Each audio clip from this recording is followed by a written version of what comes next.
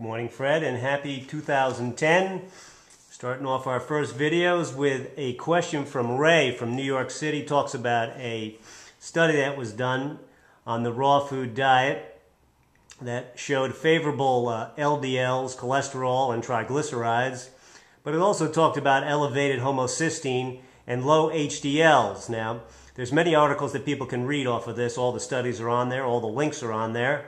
But one thing we'd like you to look at is what people were actually eating, what people studied, thought that the raw food diet people may have ate, because a lot of their backgrounds that they looked at, if you read the articles, will show the hygiene backgrounds as well as fruitarian backgrounds. But one thing that really stood out to me was eating fruit 3 times the amount of vegetables.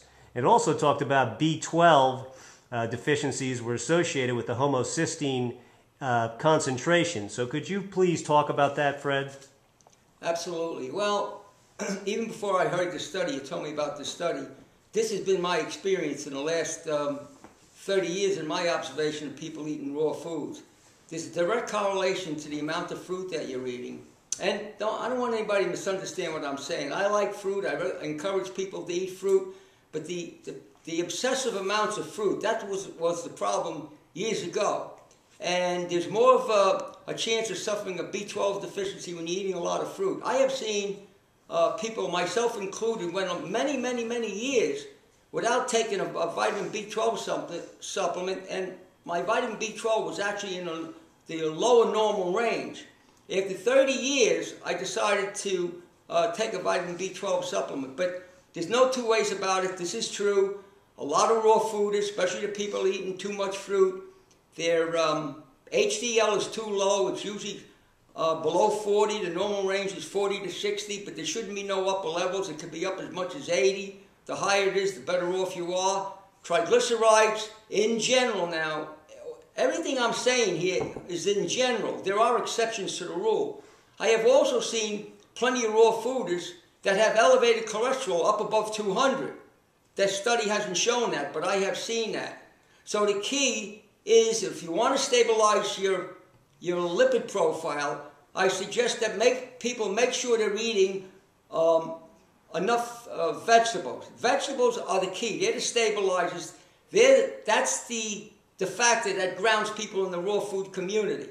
And I've seen that happen now. I've been involved with raw foods for over 50 years now. I haven't been eating 100% raw for that long, but I was eating raw foods a long time before I went 100% raw. And I was out observing what was going on back in the times of Herbert Shelton. So a lot of mistakes were being made, and that was the reason why people were not living a long time. People eating a raw food diet should be living to 100 easy, and they weren't. Some of them weren't even making it to 80 years old. So we have to be aware of the facts. I'm not siding with any ideology that exists. This is not like the Republican Party and the Democratic Party. I'm not interested in some of the things people are being said because they're leaning in one direction. They're trying to justify what they said over the years. I'm just trying to get at the truth. That's all I'm interested in. And that's what I've been saying for the last 25, 30 years. I'm not dogmatic. I think people are making mistakes. But we have a good thing going here if you do it correctly and you do it sensibly. And you just can't look at it for 3 or 4 years. There's a lot of people that are doing this, and they're coming to conclusions. And sometimes the conclusions, in my mind, might not be correct because some of these people might not even be eating 100% raw. They're talking about a raw food diet, and they might not even be doing it. Some of them admit they're not doing it. You never know what people are doing in the privacy of their own home. I'm talking about 100% raw food diet. If you're eating a diet that's 80% raw and 20% cooked, that could cover you. That 20% can cover your mistakes very easily. So I'm trying to look at the truth here for 100% raw food diet, and that study is exactly, as far as I'm concerned, my observation over the last 35, 40 years. That study is right on the money. Great, Fred. And also, I know that you and I both have athletic backgrounds, but I know you've had it much longer than me. But if someone said, "Hey, Fred, how can I get my HDLs up?" Is there anything a person can actually do physically to kind of bring it up a little bit, and keeping within the parameters of basically our intermediate level diet, which is 70% raw and 30% cooked? Okay. All right. That's a very good question, Rory. The way to do that is to make sure you're eating a variety of different vegetables. That's going to help you. You can eat fruit. Fruit is a great food. And you regulate the amount of fruit by the intensity of your exercise. There's no sense me being, if I'm a type of person that does no exercise, there's no sense me eating 3 or 4 pounds of fruit, because all you're going to end up with is hyperinsulinism. You're going to end up with a lot of sugar in your blood, and you're going to end up with a lot of insulin in your blood trying to stabilize that sugar. Now, when you have hyperinsulinism and you're not a diabetic, you're going to have a tremendous amount of energy, so you're going to think you discovered a secret or experiencing something that nobody else has ever experienced. I must remind everybody that this 40 years ago, a lot of the old timers, myself included, experienced what was almost like euphoria, for me anyway, because I was exercising 3 times a day and eating a lot of fruit, and it was unbelievable. It was like getting high on something. But as soon as I stopped, I realized what was happening, and I understood hyperinsulinism. Hyperinsulinism is not a good thing. When you got a lot of insulin in your blood all the time, you're damaging your arteries.